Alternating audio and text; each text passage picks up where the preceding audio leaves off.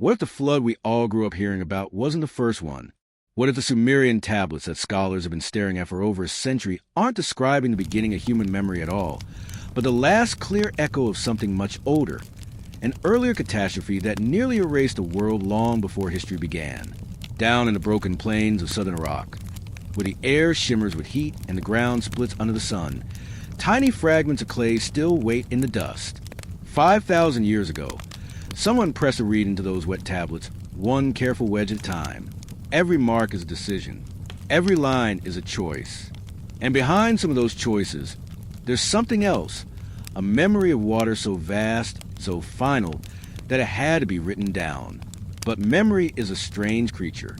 It stretches, it folds, it forgets the order of events, and keeps only what hurts or matters most. Sometimes, it takes the last catastrophe it can still see, and mistakes it for the first. Before we slide too far into that silence, do me a favor. Hit like and subscribe only if you're pulled toward this kind of thing. Histories that don't sit still. Stories that make the ground under your certainties feel unstable. And if you're still here, drop a comment telling me where you are and what time it is as you're watching. I want to picture this unease spreading quietly across the world, the way water once did. The story that changed everything didn't start with a revelation. It started with a doubt. In the 1920s and 1930s, a British archaeologist named Sir Leonard Woolley climbed down into the ruins of ancient Ur, armed with picks, brushes, and a mission. He wasn't just digging for random artifacts. He wanted proof that the biblical flood was real, that the story in Genesis and the older Sumerian flood legends were anchored in something you could measure with a ruler and label in a glass case. For a while, it looked like the earth was going to cooperate. About 8 feet down, his workers hit a layer that made them stop. It was wrong. Not brick, not trash pits, not ash. A band of pure, sterile silt, about 2 meters thick. Clean, uniform, empty, no pottery, no tools, no bones. Just fine-grained sediment laid down by water powerful enough to wipe the slate clean. Above that layer, the remains of a city. Below it, traces of another. To Woolley, it looked exactly like the moment the old world drowned and the new one began. A hard line in the ground, before and after. Newspapers loved it. Headlines called it proof. Museums celebrated. For decades, that smear of flood silt at Ur became the geological underline beneath the story of Noah, of Utnapishtim, of Zayisadra. The flood that reset human history. But the earth doesn't tell only one story. It keeps more secrets than that. Because when later archaeologists went back to those same trenches and dug past Woolley's famous flood layer, deeper than he'd gone, further into the earth's memory, they found something that didn't fit the script at all. They didn't find empty soil or the crude experiments of people just learning how to build. They found cities, foundations laid with deliberate precision, ritual temples aligned to the sky, evidence of trade, pottery kilns, storage rooms, streets, organized burial grounds. A whole world under the flood that was supposed to have started everything. At Eridu, the city the Sumerians themselves called the first, excavators uncovered 18 separate levels of rebuilding stacked one over another, like pages in a book. The deepest layers were dated to around 5400 BC. That's more than 2,000 years before the flood Woolley believed was the origin of it all, which means its beginning was nothing of the sort. That flood wasn't the start of civilization. It was a disaster that hit a civilization already in full motion. Once you see that, the whole picture shifts. Because of the Sumerian tablets are describing a flood that wiped the world clean. But we can literally dig beneath that flood and find older cities, older temples, older communities, then whose world was actually ending.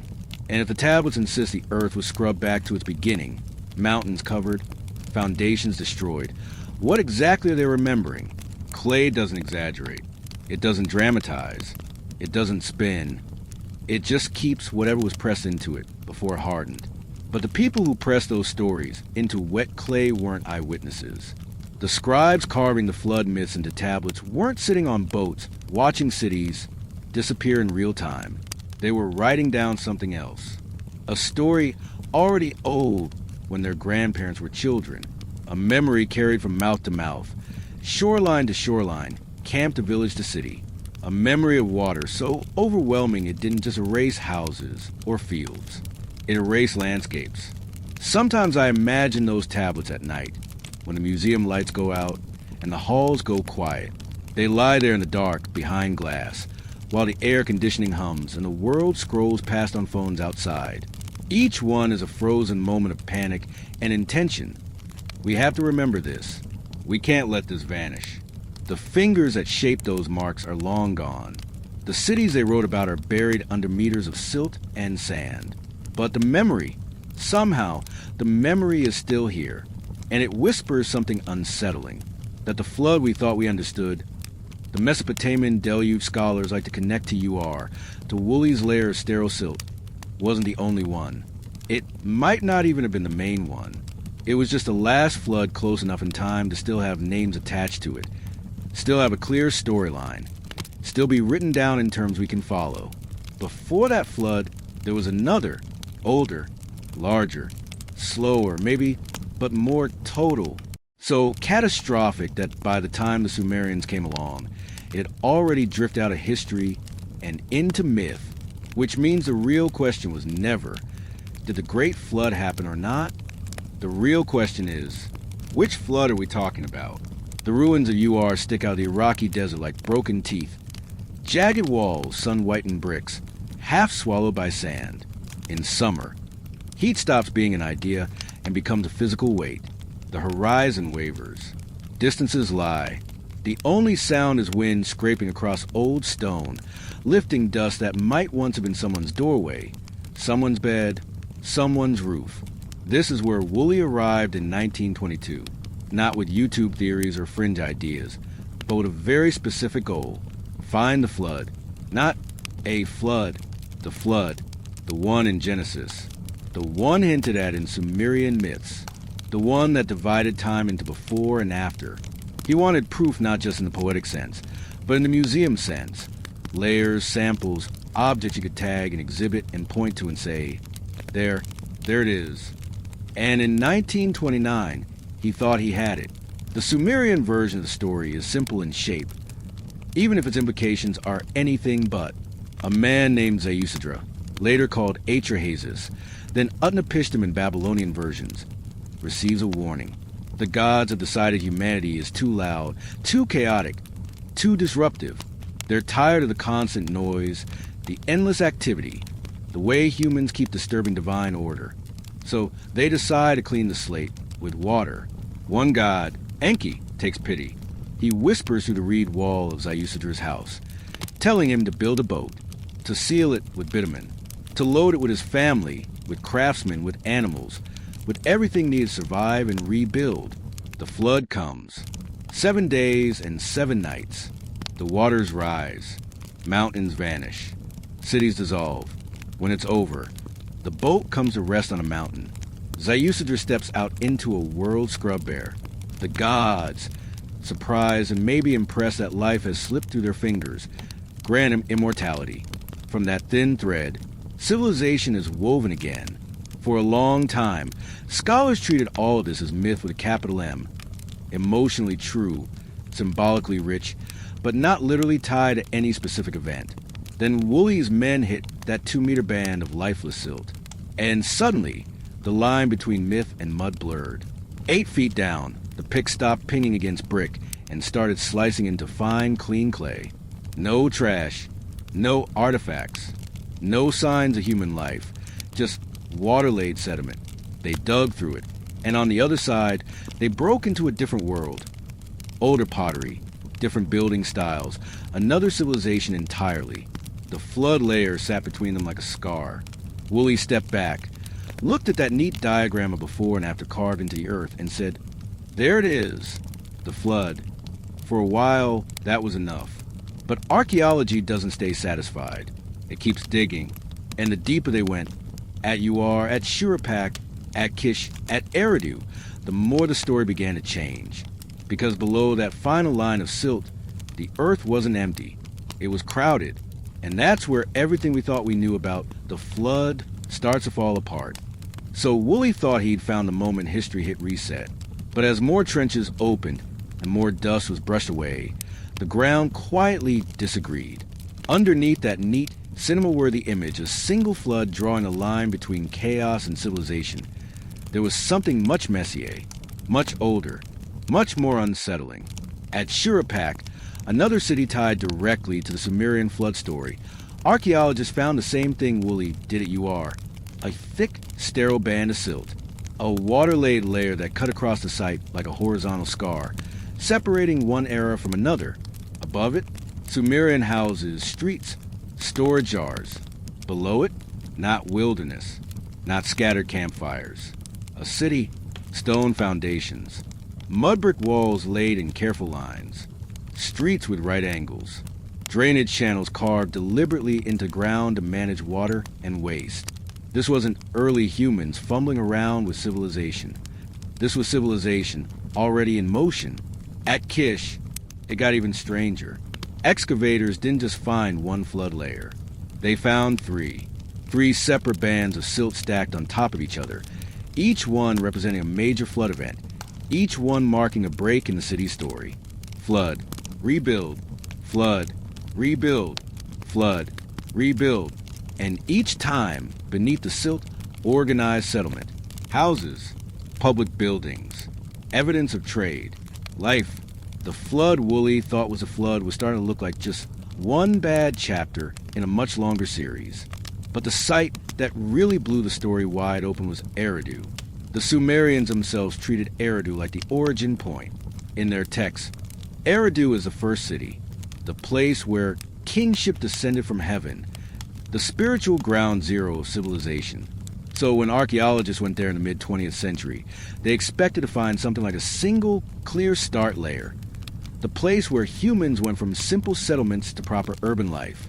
What they actually found was a stack, 18 layers of rebuilding, 18 separate phases of construction, one temple level built directly on top of another, stretching back over 1,500 years before the era we usually point to as the beginning of civilization in Mesopotamia. The deeper they dug, the older the levels got, but they didn't get simpler. They got different. At the very bottom, in layers dated to around 5400 BC, they found a small but carefully designed temple platform, mud brick walls reinforced with reed matting, a technique that only makes sense if you already know how structures fail, floors plastered with gypsum and painted red, fish offering deposits, bones still lying where they've been placed in ritual, tools, grinding stones, pottery, and imported materials like obsidian and shells from far away. In other words, from its earliest levels, Eridu wasn't a random village. It was a ritual center plugged into a wider network, built by people who already knew a lot. And then, after all of that history, we get the flood layers. Not one, several. Each one interrupts. None of them begin. So now the archaeology is whispering something uncomfortable. The flood that shows up in the Sumerian tablets, the one tied to Zeusidra and later to Noah, didn't wash away primitive villages, so cities could finally appear.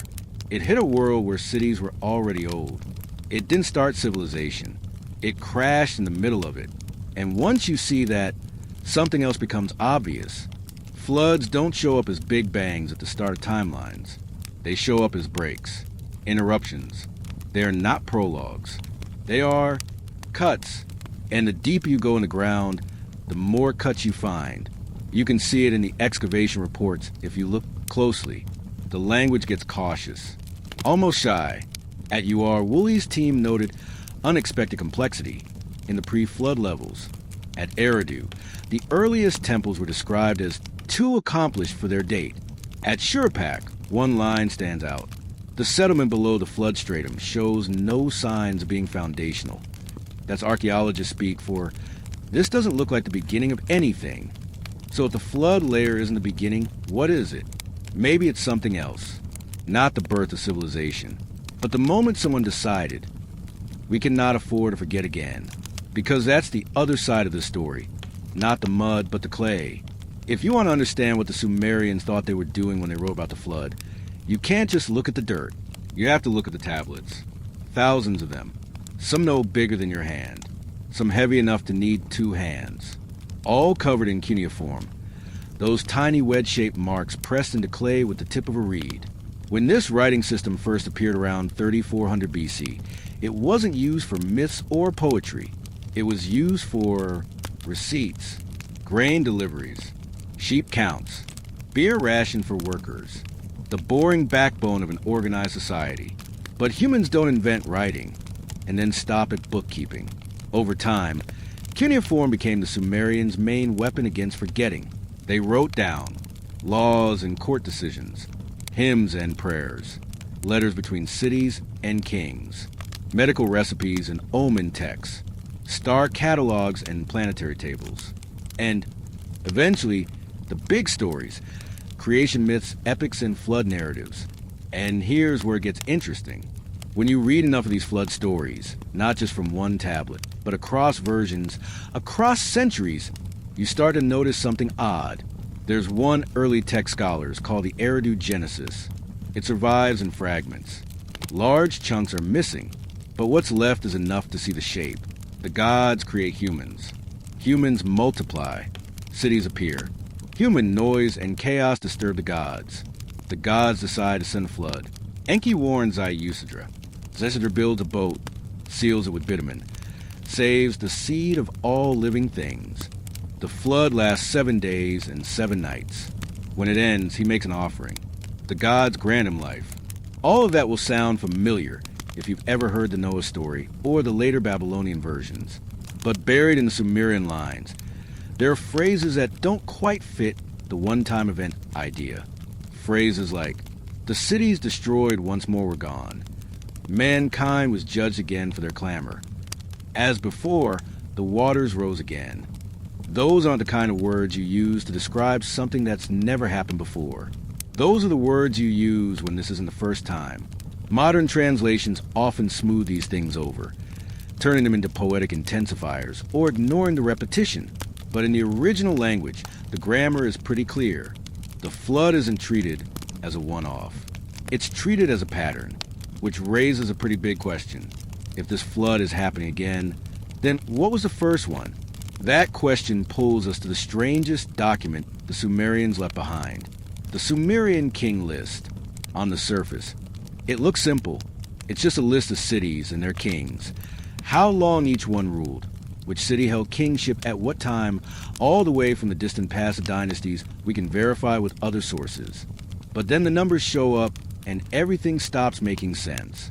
The king list opens with a sentence that still hits like a drumbeat, even 4,000 years later. After kingship descended from heaven, kingship was an Eridu, not began, not was invented, descended, like something that came from outside, already complete. Then we get the kings of the age before the flood. Alulum of Eridu, 28,800 years. Alaugr of Eridu, 36,000 years. Enmenluana of Bad Tibera, 43,200 years. 8 kings, 5 cities, for a combined reign of over 240,000 years. Then one short line. The flood swept over the land. After that, kingship descends again, but the reign lengths drop. Hundreds of years. Then dozens. Then, by the time we reach historical kings, normal lifetimes. Scholars have been wrestling with those numbers for over a century. Some say they're symbolic. A year might really mean a month. Or maybe they're encoding astronomical cycles, not literal reigns. Others shrug and call it mythology, fairy tale time slapped onto royal names. But there's another possibility, and it lines up disturbingly well with what we've seen in the dirt. What if the king list isn't trying to record literal lifespans at all? What if those absurdly long reigns are the blurred memory of something deeper? Entire eras, whole cycles of human life, stacked up behind a flood so far in the past that only its shape, not its detail, survived? Think of it this way. You and I might say, for thousands of years, people lived like this, but we don't mean one guy literally lived thousands of years. We mean a period. Now imagine you're separated from that original phrasing by 150 generations of oral tradition. The era becomes a king. The period becomes his reign. The metaphor hardens into history. Put that next to the archaeology. A real, devastating flood around 2900 BC that Woolley found. Older cities beneath that flood. Even older ritual centers like Eridu beneath those. And beyond that, further back in time, drowned coastlines we can't excavate because they're under the Persian Gulf and the Black Sea. Now, the king list starts to look less like nonsense numbers and more like a cross-section, not just of time, but of trauma, long eras, then water, then shorter eras, then more breaks, reset after reset, multiple disasters slowly collapsing in memory into one story, the flood. Because that's how human memory works when you push it far enough. It stops counting. It starts compressing. 3 or 4 different catastrophes that all look the same: water, loss, flight, rebuilding, eventually fuse into one event that stands in for all of them. Not a flood, the flood. And the Sumerians, sitting in their cities, copying their king lists on the damp clay, weren't immune to that. They were shaped by it. They remembered something had ended. They remembered something had come before. They knew they were living in a world rebuilt. They just didn't know how many times that rebuilding had already happened. So they did what humans always do when the past starts slipping out of reach. They wrote it down, even if the numbers were wrong, even if the details had blurred, even if all they could really preserve was the shape of the story. Kingship descends. Time passes. Water rises. The world ends. Kingship descends again. So if the Sumerians were compressing more than one disaster into one story, if their king list is less a spreadsheet and more a seismograph of trauma, then the next question hits pretty hard. Were they the only ones doing that? Or is the whole world, in its own way, remembering the same pattern? Because here's where things go from Mesopotamian mystery to human problem. You don't just find flood stories in Sumerian tablets and the Bible. You find them everywhere. If you spread a map out in front of you and start pinning locations where cultures tell stories about the world drowning, about water covering the mountains, about a tiny handful of survivors rebuilding humanity, you don't get a few pins. You get a planet made of pins. In Mesopotamia, we have Ziusudra. In Akkadian, he becomes Atrahasis. In Babylonian, he's Utnapishtim in the Epic of Gilgamesh. The details shift. The core doesn't. The gods decide humans are too noisy, too chaotic, too disruptive. They send a flood to wipe the slate clean. One god warns one man, build a boat, seal it with pitch. Bring animals, bring your family. Prepare. 7 days, 7 nights. Water covers everything. The boat comes to rest on a mountain. The survivor sends out birds. Dry land. Sacrifice. A new beginning. You can change the names, but the structure stays. Jump west into the Hebrew Bible, and Noah shows up. God is grieved by human corruption, decides to send a flood. Noah is warned, given weirdly specific shipbuilding instructions, told to bring animals in pairs. Rain for 40 days and nights. Water covering the mountains. The ark comes to rest. A dove goes out, then an olive leaf. Sacrifice. Covenant. Reset. Most scholars agree that story didn't appear from nowhere. It's riffing on older Mesopotamian material. Different theology, same skeleton. So, okay, you say, fine, that's just cultural borrowing. The Near East was a crowded neighborhood. But go further. Travel east into India. In one Hindu version, Manu is warned by a talking fish. The fish tells him a flood is coming that will wipe out all life. Build a boat, it says. Tie it to my horn. The waters rise. The boat is dragged through swirling flood by the fish, who turns out to be an avatar of Vishnu. When the waters drop, Manu performs a sacrifice and becomes the ancestor of a renewed humanity. Same beats, different ocean. Travel north into Greece. There, Zeus decides humans have become corrupt. He sends a flood. Prometheus, the trickster titan, warns his son Deucalion. Build a chest. Load it with provisions. For 9 days and nights, the waters rise. When they fall, Deucalion and his wife Pyrrha find themselves on Mount Parnassus. They repopulate the world, this time by throwing stones over their shoulders that transform into people. Again, divine decision. Chosen survivor. A vessel. A mountain, a new start, now cross an ocean. Among the Aztecs, when the world ages ends in water, humans are turned into fish. Only a man and woman survive, in a hollowed log. They drift until the waters recede, and the gods let history restart. Among some Native American tribes, the flood comes because of moral failure, pride, or imbalance. A chosen few are saved on a raft, a canoe, or clinging to a floating tree. The waters cover everything. Animals help find land. Afterwards, there's a new world and a fresh chance. Sail to the Pacific. In Polynesian traditions, islands drown. Waves rise over entire lands. A few people survive by climbing peaks or clinging to canoes. In some versions, gods warn. In others, humans just run and don't look back. Go south to Aboriginal Australia. There, you find songlines, oral maps that describe coastlines that no longer exist. Stories of land that used to stretch far beyond the current shore. Of hunting grounds, freshwater springs, and sacred sites now beneath the waves. Modern researchers have taken some of those stories, compared them with sea level data, and realized they line up with coastlines that were above water 10,000 years ago. These aren't vague metaphors. They're memories with coordinates. Now, there are two easy explanations we can reach for. One, floods are universal. Of course, everyone has flood myths. And sure, local flooding is common. Rivers burst, monsoons fail, storms hit. But the weird thing isn't that everyone has flood stories. It's that so many of them follow the same structure. The flood doesn't just wreck a town. It ends a world. There's a warning, often from the divine. There's a chosen survivor or small group. There's a boat, a chest, a raft, or something that floats. The waters cover the mountains, not just the fields. The survivor lands on a high place. Humanity begins again. That's not how you'd normally talk about a seasonal river flood. Two, okay, then it must be diffusion. One culture came up with a story. Everyone else copied it. But diffusion has limits. It works across trade routes, neighboring cultures, regions that rub shoulders for centuries.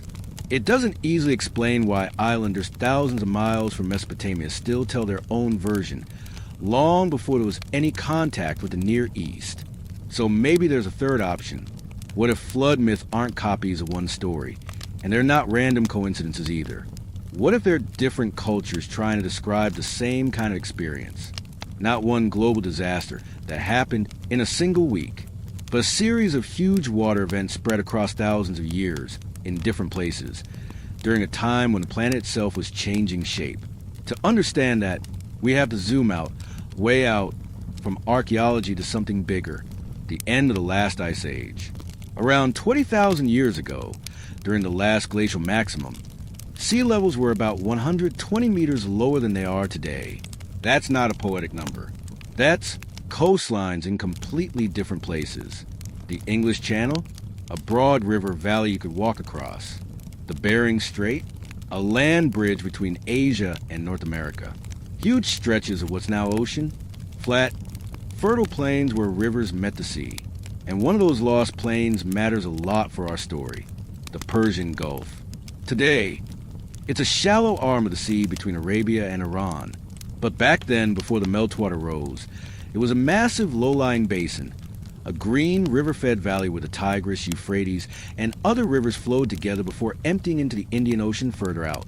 Not desert, not barren, a place with rivers and marshes, seasonal wetlands. Rich soils perfect for early plant cultivation, plenty of fish, game, and fresh water. Exactly the kind of place early humans love. Exactly the kind of place you'd expect settlements. And slowly, then sometime suddenly, that valley disappeared. As the glaciers melted, sea level rose. Not in a smooth, gentle curve, but in pulses. One of those was Meltwater Pulse 1b. Around 11,500 years ago, possibly 10 to 15 meters of sea level rise in a relatively short period, geologically speaking. Each meter of vertical rise in a shallow basin, like the Gulf, translates into kilometers of horizontal shoreline retreat. Imagine being born in a village that sits 2 days' walk from the sea. By the time you're 30, it's a day's walk. By the time your grandchildren are born, Your old village is underwater. That's not somewhere in the past the sea was lower. That's your lifetime, your stories, your children's world. And when the water finally fills the basin completely, when the last of the valley becomes seafloor, you're gone from there. You've moved inland, up the rivers, toward the plains of southern Mesopotamia. You become a refugee, not from war, from water. The same thing likely happened around the Black Sea. Evidence suggests it was once a lower, mostly freshwater lake, separated from the Mediterranean by a natural land barrier. Then, sometime around 7,000 to 6,500 BC, that barrier failed. Mediterranean water rushed in through what is now the Bosporus Strait. Some models estimate the inflow at hundreds of Niagara Falls worth of volume. Within months, or at most years, shorelines around the lake would have been submerged. Villages, fields, burial grounds, all gone. For the people who lived there, it wouldn't have been sea level rise on a chart. It would have been the day the lake attacked. Now zoom all the way back out. Between about 15,000 and 7,000 BC, the world seas rose 120 meters. Not in a single surge, but in steps large enough that entire river deltas vanished. Coastal plains became continental shelves. Island chains shrank. Land bridges disappeared. Which means every community living near those old coastlines had a front row seat to the world they knew getting smaller. Their responses? They moved. They adapted. And they remembered. They followed rivers inland. They rebuilt in safer spots. They told stories about the place that used to be land and is now sea. And when their descendants eventually developed writing, thousands of years later, in places like Sumer, they pressed those memories into clay, compressed, distorted, layered with theology. But under all of that, the same core. Once there was land, the water rose. We lost almost everything. A few survived. We began again. So when a Sumerian scribe writes, the lands that returned to sea, or the foundations were covered by the waters, we read it as mythic language. But it might be literal. Someone, long ago, watched land become ocean. That story traveled further than their boats ever did. And by the time it landed in a Sumerian tablet, it had become the flood singular. Even though the earth remembers it as many floods over many ages, changing the shoreline of the entire planet. So now we have three layers. The archaeological flood around 2900 BC, the older cities buried beneath that flood, and the much older drowning of whole coastlines after the Ice Age. The Sumerians were sitting on top of all three. They could only dig down so far, but they could listen to the stories, to the cycles, to the persistent sense that the world had ended before and could end again. And that's what they carved into clay. If the stories remember the water, what remembers the pattern? Because stories are fragile. They warp. They get moral lessons bolted onto them. Gods change names. Heroes swap faces. But some kinds of memory are harder to bend. Systems. Numbers. The way a civilization decides to measure the world. That's where the Sumerians start to look a little eerie. On the surface, their writing is all about the practical stuff. How many jars of barley? Who owes taxes? Which worker didn't show up to dig the canal? But wrapped around those practical questions is a deeper obsession. Cycles. They lived in a world driven by rhythms. Seasons of flooding and drying. Planting and harvest. New moon and full moon. Stars rising, stars vanishing, stars returning. And instead of just living in those cycles, they try to calculate them. Their tool of choice? A number system that, frankly, makes almost no sense unless you're watching the sky for a very long time. Base 60. We still live inside that decision, even if we barely notice it. 60 seconds in a minute. 60 minutes in an hour.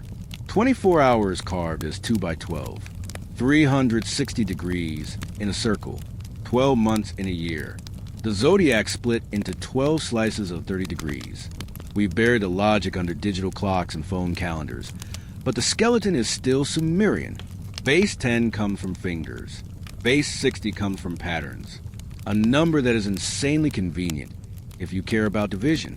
60 can be divided evenly by 2, 3, 4, 5, 6, 10, 12, 15, 20, 30. That means if you're trying to slice time or angles into neat fractions, 60 is a dream. But here's the thing. You don't stumble into that by accident while you're inventing taxes. To build a sexagesimal world, you need one of two things. Generations of people noticing that certain celestial cycles fit better with 60 than 10. Or you inherit a system from people who already did that grinding work before you. And the Sumerians don't show us to climb up to that system. There's no half-baked Proto-60 in the oldest tablets. They start with it, like opening a book and discovering someone has already underlined all the important parts. Same with their sky. They didn't just name stars. They structured them. They cut the band of the sky into 12 sections, the zodiac, each slice 30 degrees wide. The sun walks through one slice each month, completing a 360-degree circuit in a year. By the time later civilizations show up, Babylon, Greece, that 12-part wheel is just there. We treat it like an ancient superstition. But to draw a circle around the whole sky and split it into 12 equal pieces, you need stable observation platforms, consistent record keeping, and enough time to realize, hey, these patterns repeat. Time measured not in years, but in lifetimes. And that's where something even stranger creeps in. Over very long periods, the sky itself shifts, not your daily sunset or monthly moon, but the position of the stars themselves, very slowly drifting over thousands of years because of a wobble in Earth's axis called precession. It takes about 26,000 years for that wobble to complete a full circle. Roughly 72 years for the stars to appear to move 1 degree. If you're a farmer, you might notice that the star that once marked spring is now a little off in your grandson's time. If you're a priest astronomer with access to old records, you might start to suspect something much bigger is happening. We don't have a Sumerian tablet that says, hey, by the way, the axis precesses every 25,920 years. P.S. You're welcome. But their sky maps and later Mesopotamian texts hint at an uncomfortable fact. Someone, somewhere in that tradition, was watching over long spans of time, or working with data from people who did. And here's where the flood sneaks back in.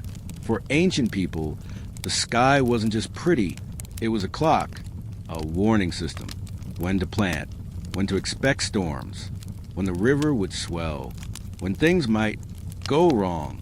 A lot of flood myths quietly stitch heaven and water together. In Mesopotamia, the gods decide to flood while watching heavenly signs. In India, the flood of Manu marks the turning of a cosmic age. In Mesoamerica, era-ending catastrophe that matches calendar cycles. In Greece, Zeus' judgment aligns with omens and portents in the sky. It's mythic language, sure, but what if underneath it there was something practical? What if people noticed that certain alignments in the sky tended to show up around times of big environmental shifts? Not Planet X shows up and everything explodes. More like, when these stars rise here, the rains are stronger. When the winter constellation arrives early, the river floods harder. When this pattern repeats, something bigger changes. Without modern physics, the only way to store that kind of correlation is through story, ritual, or systems. So you bake your sky into your calendar, encode your cycles into your math, tie your gods to constellations, and explain catastrophe as the heavens decreed it. Because that's how it feels when your world drowns right on schedule. Now picture the refugees from drowned coasts we talked about earlier. Their land is gone. Their houses are gone. Their ancestors' graves are beneath water. But above them, the same stars. You can't take your architecture inland. You can't take your seafloor villages. You can take a mental map of the sky, so you watch it obsessively. You teach your children, when you see that star rise just before dawn, the river's going to swell. When this constellation stands here at night, it's safe to plant. When everything in the sky looks like this, don't live too close to the coast. That's not mythology. That's survival strategy. By the time their descendants became Sumerians, building cities at the new safe edge of the plain, a lot of those details would have blurred. The drowned Gulf Basin turned from our old home into the Abzu, the deep, the primeval waters of Enki. The real coastline became a mythic boundary, the line between order and chaos. But the system stayed. Base 60, 360 degrees, 12-fold division of time and sky, a calendar tuned to both moon and sun. All of that looks less like a fresh invention and more like inherited technology. And inheritance always comes with feeling the Sumerians never quite hide. We are not the first. Their tablets say it over and over in different ways. Before the current world, there were earlier kings. Before the present cities, there were earlier cities. Before this flood, there were waters before. Even in the Eridu Genesis, one of their oldest creation flood texts, the language stutters. The cities destroyed once more were gone. Mankind was judged again for their clamor. Once more, again. That's not how you describe a single apocalypse. That's how you describe a pattern you're tired of living through. And if you watch your world end more than once, if your myths, your king lists, your star charts all quietly agree that water keeps resetting the board, you do what the Sumerians did. You become obsessed with remembering. You build temples exactly where older ones stood. You copy tablets from damaged originals and note the rest is broken. You train scribes not to write new things, but to preserve old ones. You turn your civilization into a memory machine, because deep down you suspect something. It's going to happen again. And when it does, someone will need to know we were here. Someone will need to know what we learned last time, which brings us uncomfortably close to us. Because while we're reading their clay, we're also living through the early chapters of our own water story. And the question hanging over all of this isn't just, did the Sumerians remember a flood older than their own? It's, what are we going to remember? And how? Here's the part that's hard to think about. We like to believe we're different from the Sumerians. Smarter, more advanced, more permanent. We got satellites mapping the oceans in real time. We've got climate models predicting sea level rise down to the centimeter. We can watch ice sheets crumble from space and post it on social media by lunch. But when it comes to memory, we might actually be more fragile than they were. Their knowledge is still here, pressed into mud, baked by accident in ancient fires. Forgotten for millennia, then unearthed and read. Our knowledge, it lives in data centers that need constant cooling, websites hosted on companies that might not exist in 50 years, hard drives that fail after a decade, formats that go obsolete faster than a human childhood. A Sumerian scribe pressed wet clay with a reed and assumed, if the gods want this preserved, they'll keep the tablet from breaking. We compress entire civilizations onto servers that will be landfill long before the next glacial cycle begins. The Sumerians' great advantage wasn't that they were smarter. It's that their medium could survive their flood. Ours probably won't survive ours. Think about that for a second. Leonard Woolley dug through 2 meters of silt and emerged into remains of a city. Walls, pottery, jewelry, graves, and clay tablets still holding the word of people who have been dust for 4,000 years. If someone dug through the equivalent layer above us, what would they find? Plastic, chunks of concrete, twisted metal, maybe some etched silicon if they're very lucky. And even if they found a hard drive, even if it somehow hadn't turned into flakes of rust and plastic crumbs, good luck booting it without the exact right electricity. File system, operating system, codecs, passwords. Clay tablets don't need an update.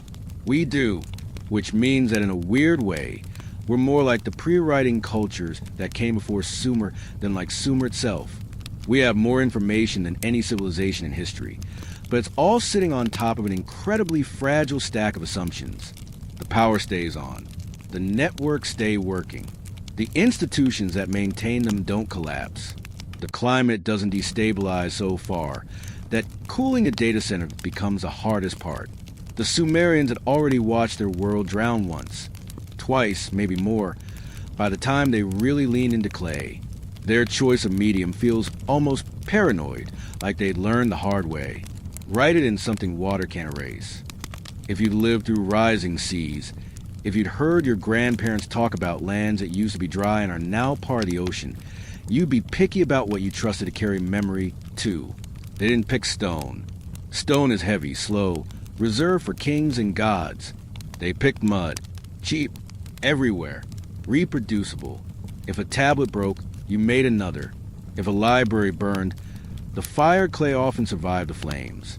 Clay is the cockroach of information storage. Digital files are dragonflies, beautiful, fast, and gone in a season if no one maintains their pond. So here's the uncomfortable echo. The Sumerians were living in the rebuild phase of a drowned world, using their technology to anchor memory against the next catastrophe. We're living in the pre-catastrophe archive phase, pouring our lives into systems that almost certainly won't be readable 1,000 years from now, let alone 5. And we already know what's coming. That's the difference. The Sumerians knew floods happened because the rivers reminded them every year. They felt the risk in their bones. We know because graphs tell us. Sea level curves, CO2 concentration charts, IPCC reports. Data instead of myth. But emotionally, we're not that different. They built cities on the flat, fertile plains between rivers because it made sense in the moment, even though the rivers sometimes killed them. We build megacities on coasts and deltas because that's where trade and money flow. Even though the ocean is now rising to meet them, they told themselves, the gods promised never again. We tell ourselves, technology will fix it. Both are ways of saying, surely this isn't how it ends. But the Sumerians did one other thing we're not doing yet. They wrote for the future, not just for their own kids or the next dynasty, but for people who would live after everything changed. You can see it in the way their texts are structured. King lists that start impossibly far back, not because they had exact dates, but because they want to say, this story is older than us. Flood myths that don't just describe destruction, but emphasize what survived. The boat, the seeds, the instructions. Lexical lists and knowledge catalogs in their libraries. Trees, stones, animals, herbs. Like they were trying to snapshot an entire world in case it vanished again. Our records are mostly written for now. News cycles. Social media posts. Scientific papers locked behind paywalls. Streaming shows on servers that will be wiped when a company goes bankrupt. We rarely ask, if someone 5,000 years from now opened this, what would they learn about what mattered to us? Here's a thought experiment. Imagine some future archaeologist standing in the collapsed shadow of what used to be one of our coastal cities. Maybe the sea has retreated again by then. Maybe it's advanced further. But the old skyscraper skeletons are there, warped and half buried. They dig. They find our lair. Not neatly labeled like museum shelves, but smeared by catastrophe. Microplastics in every sediment sample. Strange isotopes from nuclear tests. A razor-thin band of industrial waste marking the moment we went global. Some people call it the Anthropocene boundary. To them, it might just be the weird layer where everything changed. They won't be reading our PDFs. They'll be reading our chemistry. They'll ask, what happened here? Did they know? Did they try to warn themselves? Did they leave anything like a Sumerian tablet for us? And maybe they'll find a server rack, or a rusted shipping container stuffed with old laptops, or a data center buried under collapse. Will there be anything inside that they can still read? Or will our story compress into something simpler in their myth? There was a people who lived by the shore. They burned the ancient black stone from under the ground. The air changed. The ice melted. The waters rose. They vanished, leaving behind strange, immortal trash. Just like we turned the end of the Ice Age into a flood sent by gods, they might turn our graphs into omens ignored by fools. Because that's the other thing about memory. If you don't encode why it happened, all that remains is that it happened. And if you lose the why, you can't change the pattern. The Sumerians partially lost their why. By the time they were writing, the Ice Age was already a distant whisper. The slow drowning of entire coastlines had collapsed into a single story about divine anger and human noise. So when their own regional floods came, they interpreted them as repeats of the same moral lesson, not as manifestations of a planetary cycle they might understand or anticipate. We're in the opposite situation. We have the why in painful detail. We know exactly how CO2 traps heat. We can see precisely how much ice is disappearing. But we haven't yet turned that knowledge into story. The kind of story that sticks for thousands of years. The kind of story children grow up with, the way Sumerian children grew up with after flood. Right now, our climate stories are mostly graphs that scare people briefly, arguments in comment sections, headlines that come and go, nothing as durable as clay, nothing that will whisper from the ground 5,000 years from now. So maybe that's the real lesson hidden in the Sumerian tablets. Not that there was one great flood, not that there was a lost civilization with magic tech, but that civilizations that survive catastrophe are the ones that teach the next world what happened to the last one. Sumer did it in clay. We're trying to do it in code, in film, in audio, in bits that dissolve with the power flickers. If you zoom all the way out beyond Sumer, beyond us, beyond whoever comes next, you get one simple pattern. Water rises, worlds drown, survivors move, memory fragments. Someone tries to write it down. We're at the writing it down stage. The Samrians did their part. The question is whether we'll do ours in a way that outlives us. Because somewhere in a museum drawer, a tablet still whispers. This has happened before. And somewhere along a future shoreline, someone might be standing in our ruins, waiting to see if we left them anything that says, "We knew. We tried to remember. Here's what went wrong." To understand what it actually looks like to write for a future you'll never meet, we need to go back to those rooms full of clay. Not the grand temples, not the royal tombs. The little back chambers in places like Nippur and Uruk, the scribal rooms. Imagine one of them. It's hot. The air smells like wet earth and lamp smoke. Shelves line the walls, but instead of books, they're stacked with tablets. Some neatly labeled, some chipped, some so worn that the text is barely visible. On the floor, a boy sits cross-legged with a lump of clay in his hands. He's maybe 12, maybe younger. His reed stylus is clumsy. His fingers are covered in mud. In front of him is an older tablet, a model text, propped up on a little stand. He's copying it line by line. He doesn't understand everything he's writing. Some of the words are archaic.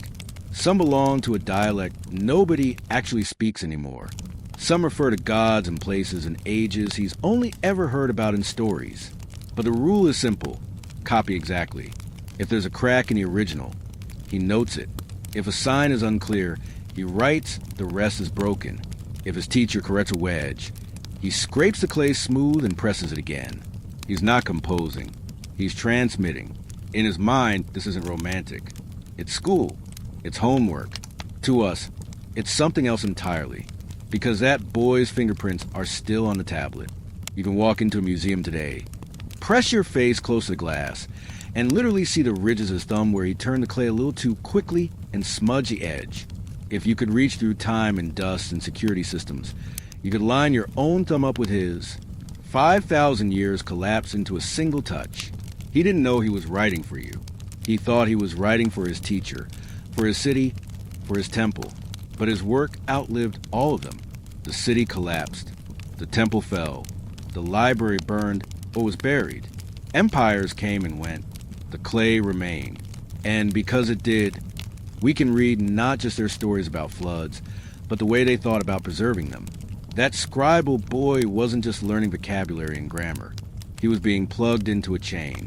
Every tablet he copied linked him to an earlier scribe, and that scribe to an earlier one, and so on, all the way back to the generation who first decided, we can't trust memory alone.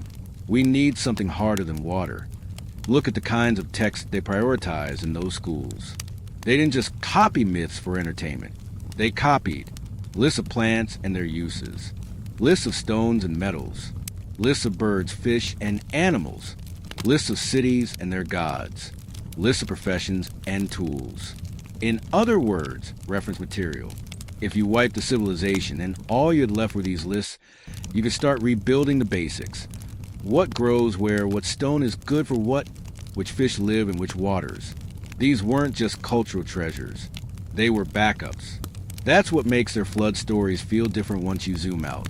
When the Eridu Genesis or the Atrahasis epic talks about building a boat, about sealing it with bitumen, about bringing seeds and animals and craftsmen aboard, That's not just narrative detail.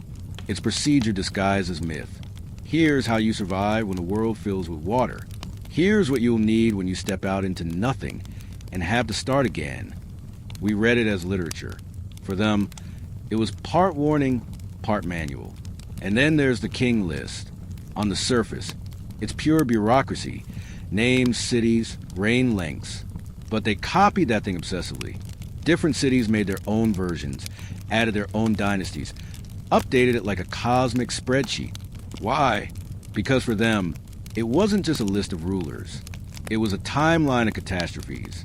Kingship descends. Time passes. Flood. Kingship descends again. Authority isn't permanent. Centers of power move. Nothing you build is guaranteed to last. In a world where rivers flooded annually, where the memory of swallowed coastlines still haunted ancestral stories, that lesson mattered. Don't assume this is forever. Now take that mindset and flip it back onto us. What are we copying over and over? What are we training millions of kids to reproduce without question? It's not plant lists, not star tables, not how to build a boat that survives a flood. We're copying logins, interface patterns, formats tailored to companies whose main goal is keeping your attention for the next 5 minutes, not preserving anything for the next 5 centuries. The Sumerians turned their fear of water into an information culture that prioritized long-term memory. We've turned our awareness of climate change into content, videos, posts, articles, all stacked on top of systems that assume the cloud is eternal and the data center will always hum. Have you ever thought about which tiny fraction of what we're making right now might actually stand a chance of making it 5,000 years? It probably isn't the big budget movies or the most viewed TikToks. If anything survives, it might be a carved stone at some forgotten memorial, a plaque explaining a vanished coastline, a time capsule someone took seriously, a weird, redundant, low-tech record stuck in the corner of a bunker somewhere. The Sumerians didn't know which tablets would last. They just made a lot of them. Some broke, some eroded, some were reused as building fill. But enough survived that we can reconstruct an entire worldview from fragments. We can see how obsessed they were with copying, standardizing, repeating, spanning generations. They built a culture where forgetting was the worst thing that could happen, because forgetting is what made the last world disappear. For them, the flood wasn't just about drowning land. It was about drowning memory. Once you forget why something happened, you're doomed to repeat it without realizing you're in the same script. Their solution? Turn events into myths. Turn myths into curriculum. Turn curriculum into tablets. Turn tablets into libraries. Keep copying until your hand hurts. Our solution so far? Turn events into headlines. Turn headlines into arguments. Turn arguments into algorithms. Turn algorithms into distraction loops. They train children to carry memory. We train children to scroll through it. It's easy to laugh at people who thought the gods lived in the wind and the rivers. But you have to admit, they took continuity seriously. They assumed that someone would be here after them. They assumed the next world would need what they knew. And that's the part that hits hardest for me. Because buried in all their fatalism about floods and divine judgment is a stubborn faith in the future. Even as they wrote about the world ending in water, they also wrote about survivors, rebuilding, kingship descending again, cities rising where older cities fell. They never imagined a final ending, just another turn of the wheel. We, on the other hand, love apocalypse. We binge shows about total collapse. We scroll past doomer memes. But under all that is a quieter fear. What if this time there isn't a next world? What if our flood is the last one that matters? The Sumerian tablets answer that fear with a kind of harsh comfort. There is always a next world. The question isn't whether someone comes after. The question is what, if anything, they'll know about you. So we're back to that boy in the scribal room. Clay on his hands, a model tablet in front of him, copying. He doesn't understand the ice ages. He doesn't know about meltwater pulses or submerged continental shelves. He just knows that long ago, before his city, before his temple, before his king, there was a world that drowned. And somebody, someone whose name he'll never know, thought it was important enough to write down. So he presses the signs again. He joins the chain. He adds his fingerprint. We're the ones now, sitting in the scribal room, without realizing it. Camera in hand. Keyboard under our fingers. Mic on the desk. We're recording a moment in the story of rising water. The only real question is, are we making noise? Or are we writing for whoever has to rebuild when the tide finally stops?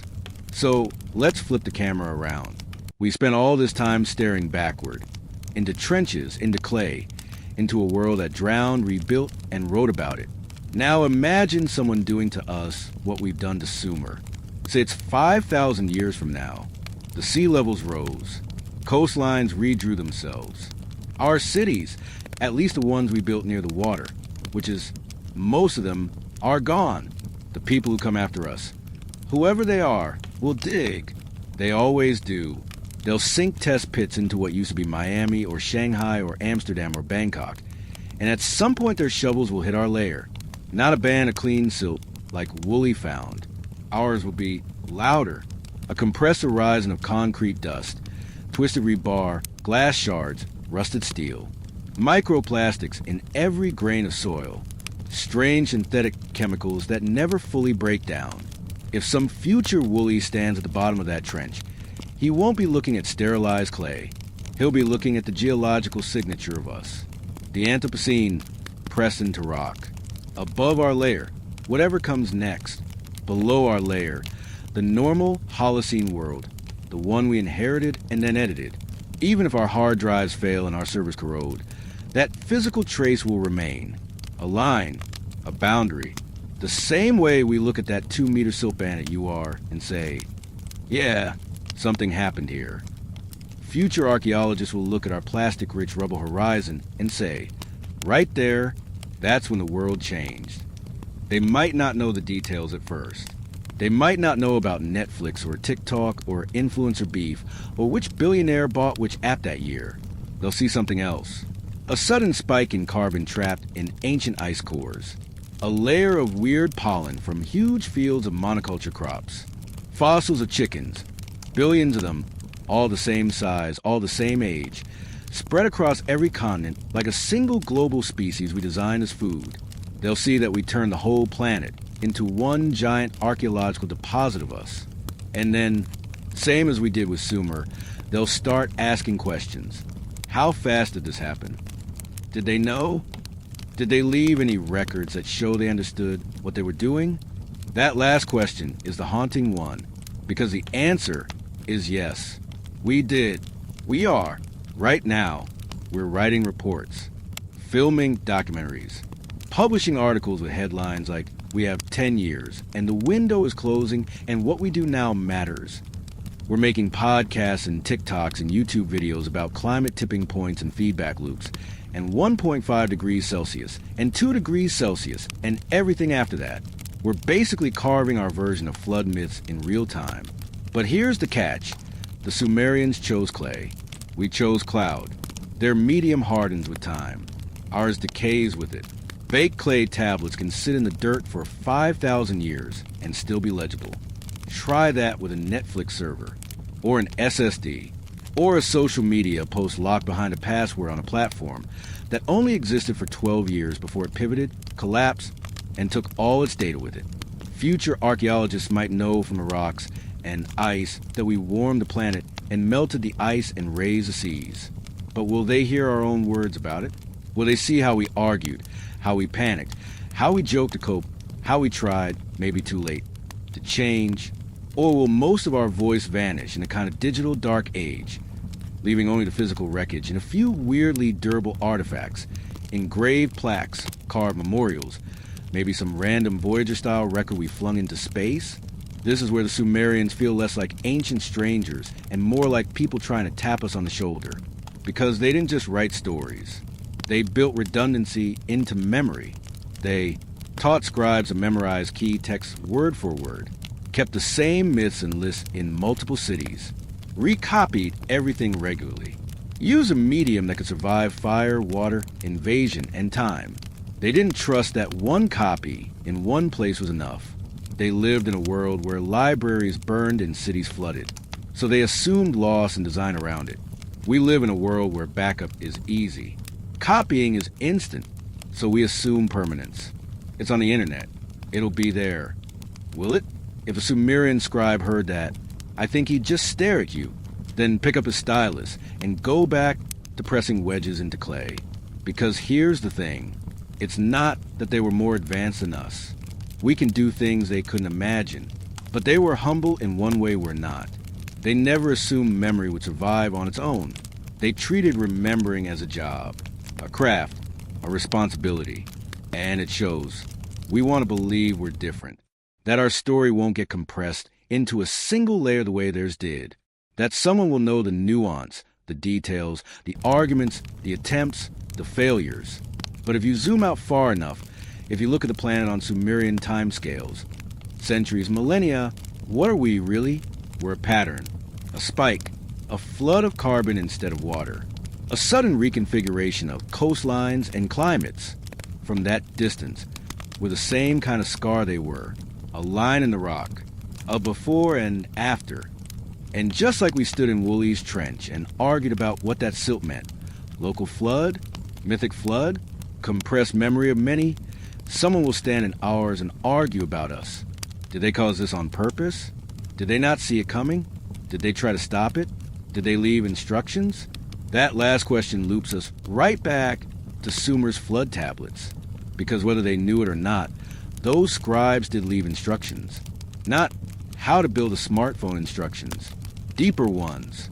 You live in cycles of stability and catastrophe. Don't mistake a calm era for permanent safety. When disaster comes, move, adapt, carry knowledge. Don't trust that the ground or the sea will stay where it is. Write down what you learn, because someone will need it later. We're living inside the same pattern now. The rivers have different names. The flood is slower, spread across centuries instead of days.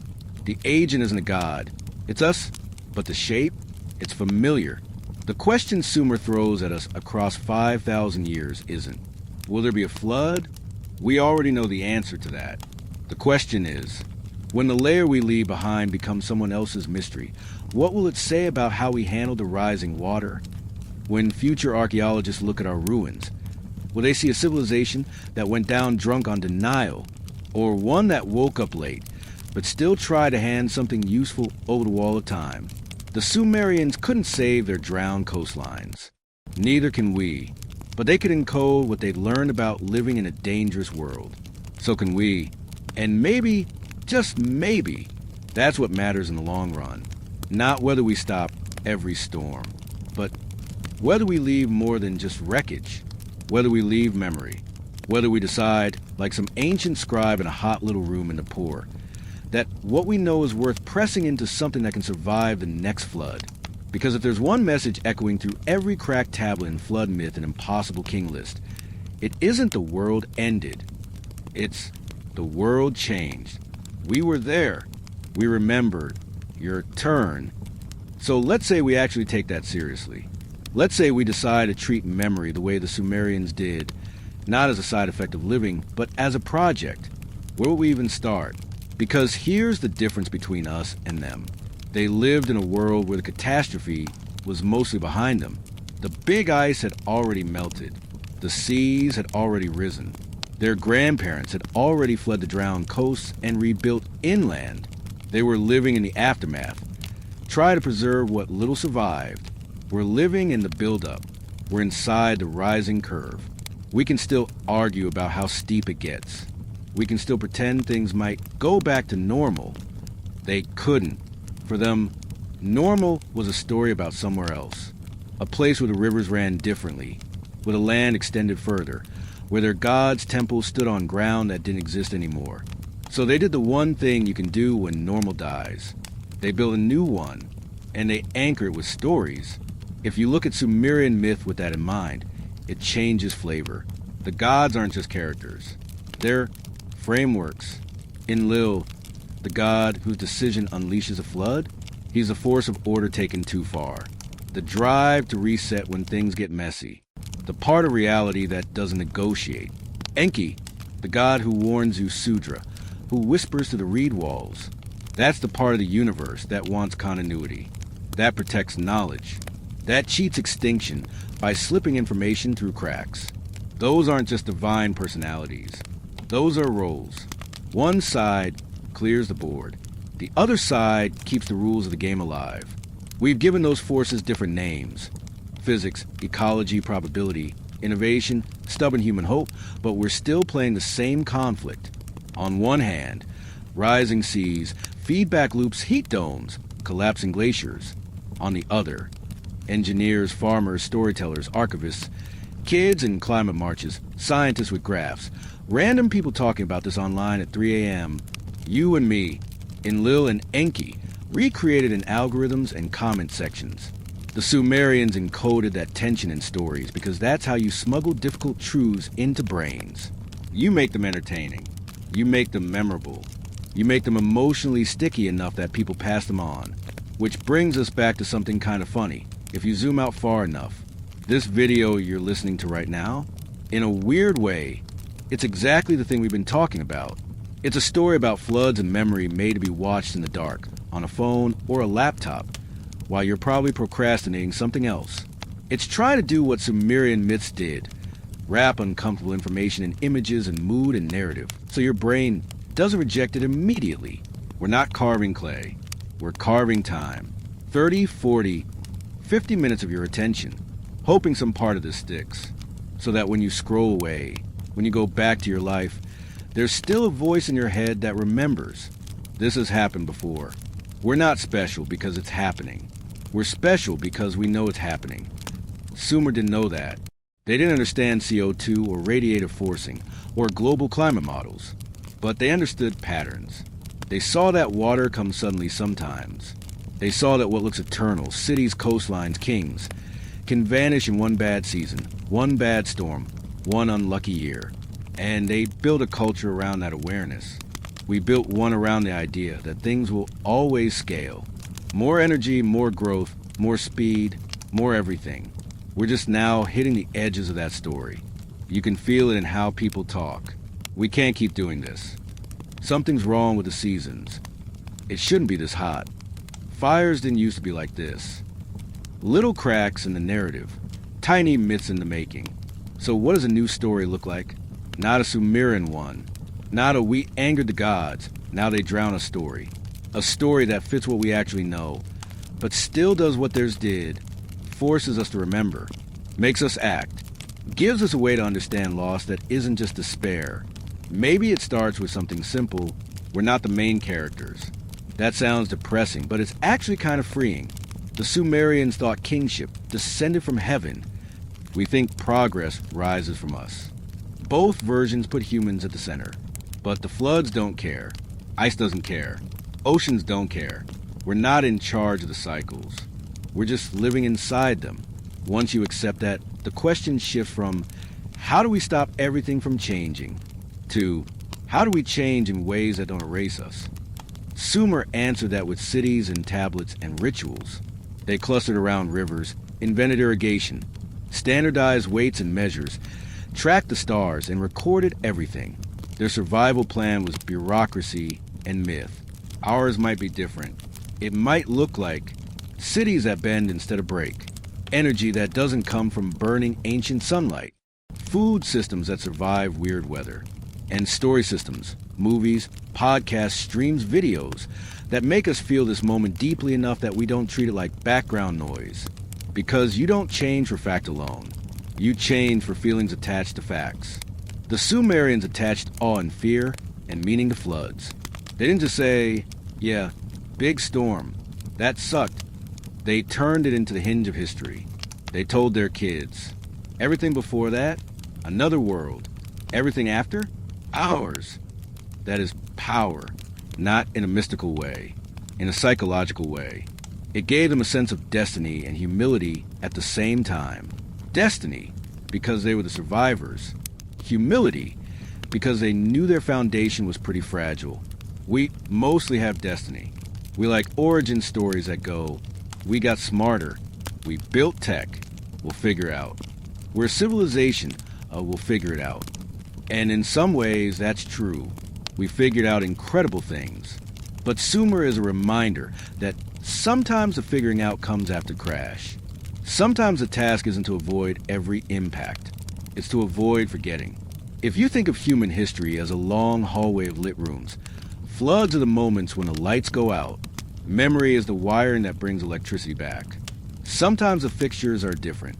Sometimes the furniture is rearranged. Sometimes the walls are new. But if the wiring survives, you're still connected to what came before. The Sumerians kept the wiring. They didn't know who built it originally. They didn't know what the original house looked like. All they knew was this: there was light before. We're not the first to see. We might not be the last. That's how they wrote. That's how they built. That's how they remembered. So the quiet question underneath all of this, the one I can't stop hearing, is what wiring are we leaving? When someone in the far future digs down into our lair, what will they be able to plug into and say, oh, this is what they knew. This is what they tried. This is what they were afraid of and hoped for. Maybe it's not a tablet or a monument. Maybe it's patterns in our data that survive in weird ways we can't predict. Maybe it's physical archives built into mountains or ice. Maybe it's oral traditions that outlive our screens. Or maybe you don't need to think on that massive scale at all.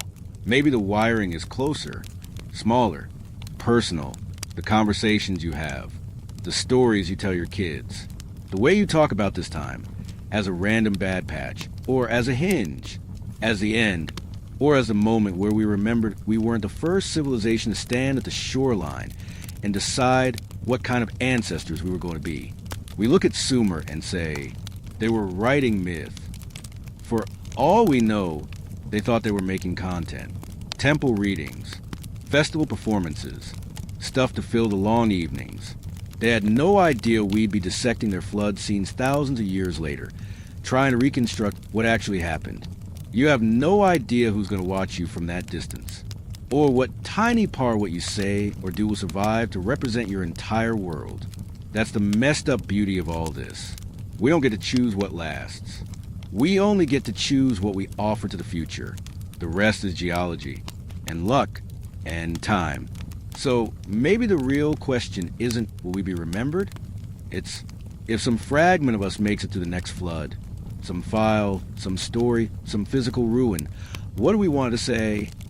That we didn't know? Or that we knew and try to remember anyway? Because that's the one thing Sumer has on us. They never pretended the flood wasn't real. They looked at the waterline and said, this is where the old world stopped. We live after. We'll have to decide at some point if we're brave enough to say the same, to look at our own rising line and admit, this isn't a glitch. This is a hinge. We live during. And what we choose to remember or forget. Here will be the story someone else reads long after we're gone. If they're lucky, if we're generous, if the wiring holds. Here's the thing no one really likes to admit. We talk a lot about leaving a legacy, but most of what we build is designed for right now, for today's clicks, today's views, today's servers. The Sumerians didn't have that luxury. They lived close enough to catastrophe to know that anything fragile is already half gone. So they picked a medium that matched the scale of what they were afraid of. Clay, not papyrus, not leather, not wood. Clay, mud hardened by fire. If another flood came, clay would sink, settle, and wait. Our version of that, we'd put our knowledge in data centers. Box and steel, cooled by air conditioning, fed by power grids that assume rivers stay where they are and temperatures stay inside design limits. It feels advanced. Until you think about time. Put a Sumerian tablet in a dry room, and it'll last 5,000 years without trying. How many years can you leave a hard drive alone before it dies? How many decades can server farm go unmaintained before it melts back into elements? We build a civilization that's incredible at remembering things for 5 minutes, and very bad at remembering anything for 5,000 years. That's not a moral flaw. It's a design choice. A choice we made because we thought we had time. Because we believed we were the beginning of the story, not just another chapter. Imagine this. Thousands of years from now, Someone does to us what we did to UR. They dig. They hit our layer. What do they find? Not neatly fired tablets, carefully stacked in temple libraries. They find crushed concrete, steel twisted by heat, plastic in colors a natural world never makes. Maybe some glass with ghostly patterns etched into it, where screens used to be. That's our flood silt, our geological signature, our "you were here." If they look carefully, they'll probably find a few things that still speak. Carved stone, engraved metal, maybe a small percentage of our books, buried in the right place, in the right conditions. But the overwhelming majority of what we know, what we think, what we've said, that dies with the power, with the cooling, with the people who understand how to read the machines. From their perspective, our world might look like this: a sudden spike of strange materials in the soil, a burst of fossil fuels burned in a geological heartbeat, a swarm of cities that rise and fall in a thin layer, and above that, something else, another system, another way of living, maybe quieter, maybe smarter, maybe stranger. They might stand in the ruins of one of our skyscrapers the way Wooly stood over the ruins of UR and say, "This is where the story began." And they'd be just as wrong and just as right as he was, because for them it would be a beginning, the moment their world rose from ours. We always make that mistake. We always think the last catastrophe was the first, the last flood the first flood, the last civilization the first real civilization, the last layer of ruins, the foundation. But if Sumer teaches us anything, it's that there is always something underneath, under the flood silt, another city, under the city, another settlement, under the settlement, another camp, under the camp. Someone sitting by a fire, staring at the waterline, wondering if it's going to keep coming. So what do we do with that? With the knowledge that we're not the first people to stand where we're standing? The Sumerians answered that by doubling down on three things: archives, rituals, and instruction. Archives to hold information, rituals to hold meaning, instruction to hold skills. They didn't just write down laws. They turned them into ceremonies. They didn't just track the stars. They mapped them into stories, constellations, gods, omens. They didn't just remember the flood. They performed it. In New Year festivals, in temple readings, in annual recitations where the world was symbolically unmade and remade, over and over, so no one could forget that it could be unmade, for real. Meanwhile, we mostly have content. We scroll through it. We binge it. We forget it the same night. Again, that's not an insult. It's just fragile. If you want to design a civilization guaranteed to forget what happened to it, you'd build one exactly like ours. Fast, distracted, optimized for engagement, not depth, built on hardware that hates being turned off. Sumer shows us the opposite. Slow, repetitive, heavy, boring. Honestly, if you were living in it, how many times can you copy the same list of gods? The same star catalog? The same flood story? For them, the answer was simple. As many times as it takes, so it doesn't die with us. That's the energy I keep circling back to. Not, how do we avoid any collapse at all? Because by now, some degree of disruption is already baked in. But how do we make sure memory survives us, even if cities don't? That memory isn't just facts. It's how to live with changing water, how to rebuild without erasing what came before, how to understand yourself not as the beginning, but as a bridge. We think of bridges as engineering projects. Sumer thought of bridges as people, scribes, priests, storytellers, the ones who talk to both sides, the world that drowned and the world that rose. We don't really have an official job like that now. No one gets hired as bridge between eras. But maybe quietly, that's what a lot of us are doing anyway. Posting, writing, filming, arguing, grieving, warning. Try to explain to each other what's happening as it happens. Trying to make sense of the rise before it becomes the ruin someone else will measure. When Sumerian scribes pressed their stylus into wet clay, they left fingerprints. We've talked about those ridges and whorls baked into tablets, still visible 5,000 years later. Now, picture your own fingerprints. Not on clay, but on glass. swiping, tapping, zooming, leaving no trace. In 1,000 years, no one will be able to pick up your phone, tilt it to the light and say, this was their hand. But maybe they'll find something else. Maybe they'll find a printed book you helped write, a stone someone carved under your influence, a small community that survived because it took seriously the things you were yelling into the void right now. Or maybe, and this is both terrifying and strangely peaceful, they won't find anything at all. Maybe our layer gets compressed so thin in geological time that we're a rumor in the rock, a blip of plastic, a spike of radiation, nothing that looks like a story. In that case, the only memory that matters is the one that exists between us, right now, what we choose to understand, what we choose to change, who we choose to help while the water is still at our ankles, not our necks. The Sumerians didn't save everyone. They couldn't, but they did save something we're using at this exact moment. The idea that history has hinges, that there are moments when the curve bends, when one world ends and another begins, when memory goes from optional to essential. They lived after one of those hinges. We live inside one. And that changes the tone of the question. It's not, will the future remember us? It's, are we living in a way that deserves to be remembered at all? The Sumerians weren't perfect. They had wars, slavery, cruelty, arrogance. But they also had this strange, stubborn reverence for what came before. They kept rebuilding Eridu on the same sacred spot for 1,500 years because they refused to pretend they were starting from zero. They wouldn't erase their own origin story, even when it was inconvenient. We're very good at erasure. We bulldoze, pave, rebuild, and rename like nothing was ever there. We scroll past warnings, mute people we don't want to hear, flood our own feed with noise because silence makes us anxious. Maybe the most radical thing we can do, the most Sumerian thing, isn't to build something that lasts forever.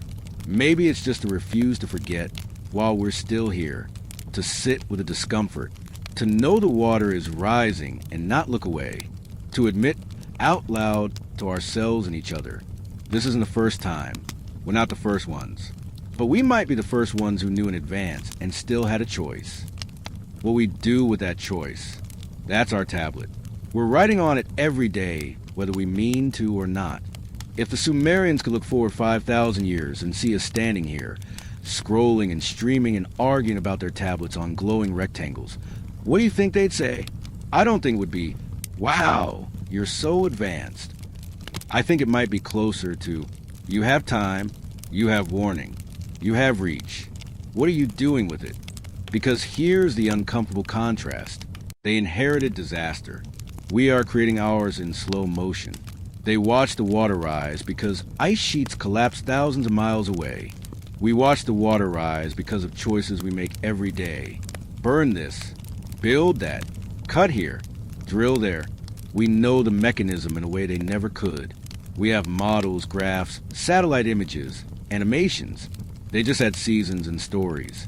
And still, they prepared better, for memory if not for survival. They thought in centuries because they didn't have any other option.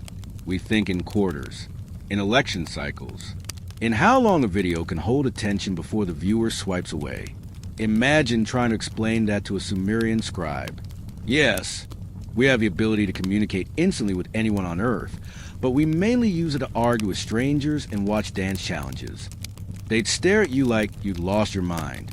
Then they'd probably ask, so, you have the power to warn everyone before the flood comes, and you don't. That's the question that sticks like grit under the skin. Because for them, the flood was always a surprise, a God's decision, a sudden storm, a river overflowing beyond what anyone remembered. For us, the flood shows up as a graph, a line edging up 1 pixel at a time. We watch it climb on news feeds and charts and reports. We watch and watch and watch. The Sumerians didn't have that line. They only had the moment, the water at the doorstep. The boats not meant for oceans suddenly launched into streets. The temple stairs becoming docks. The line between we're fine and it's over was thin and invisible and always too late. We, on the other hand, are standing miles back from that line. Watch it approach in painfully slow HD. So what do you do with that? You can't stop the past. You can't dig up Eridu and tell them where the tide will be in 5,000 years. But you can do 3 things they were obsessed with. Tell the truth, build for after, and leave a clear trail. Telling the truth doesn't just mean facts. It means refusing to pretend the ground is steady when it isn't. Refusing to talk about climate as a future problem when it's already here. Refusing to frame every decision as growth or loss, when sometimes the choice is less now or nothing later. The Sumerians told the truth in the only language they had. Myth, they wrapped it in gods and heroes and immortality. But the core was blunt.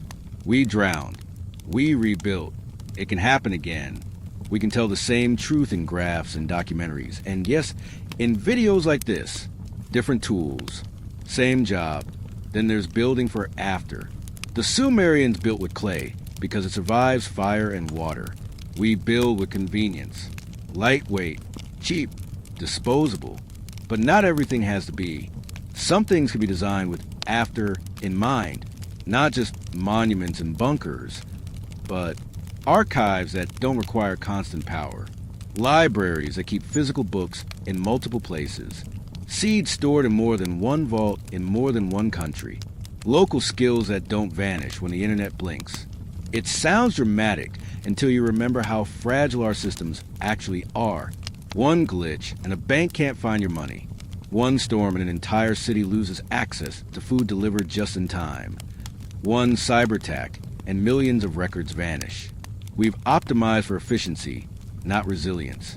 The Sumerians, whether they meant to or not, optimized for the opposite. Their clay tablets are wildly inefficient by our standards. Heavy, slow, hard to duplicate, and yet we can still read them. 5,000 years later, no charger needed. Then there's the last part, leaving a clear trail. We treat deep time like a museum label, Neolithic, Bronze Age, early dynastic. Short, clean, certain.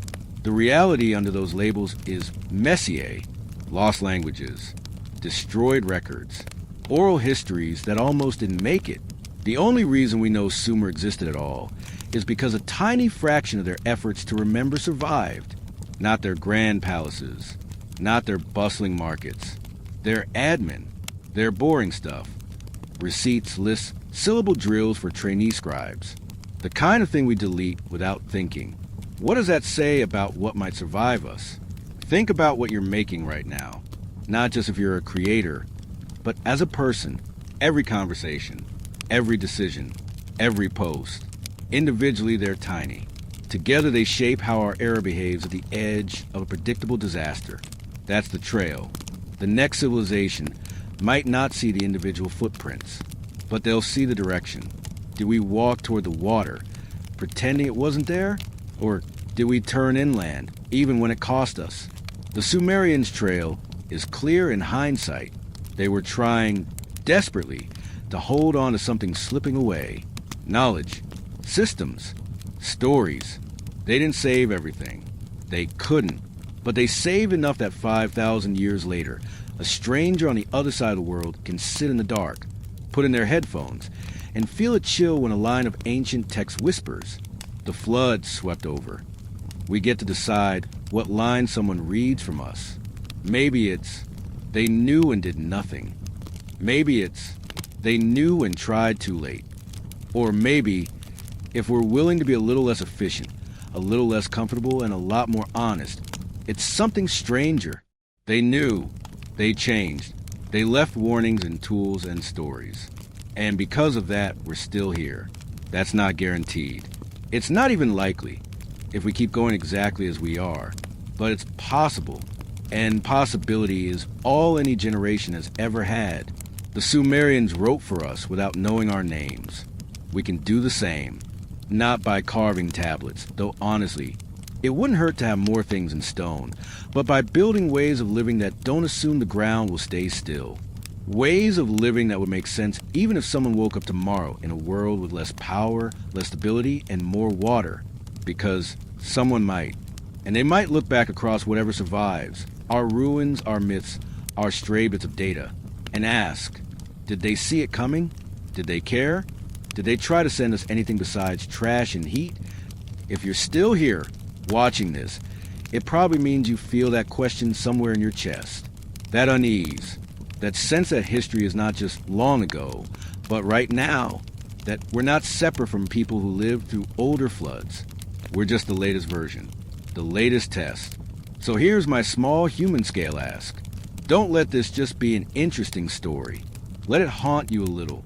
Let it change the way you see coastlines, news headlines, old myths, and your own ordinary choices. And if you want to push this memory a little further into the future, share it. Send it to someone who thinks all of this is just ancient history or future problems. Because the Sumerians weren't just talking to themselves. They were talking to us. We can decide if we want to keep that conversation going or let the water answer for us. If you're still listening, tell me in the comments. What's one small thing you want future people, whoever they are, however they live, to know about us, about what we saw, about what we feared, about what we tried to do? I'll be reading, and somewhere, behind glass in the dark, the clay will be listening too.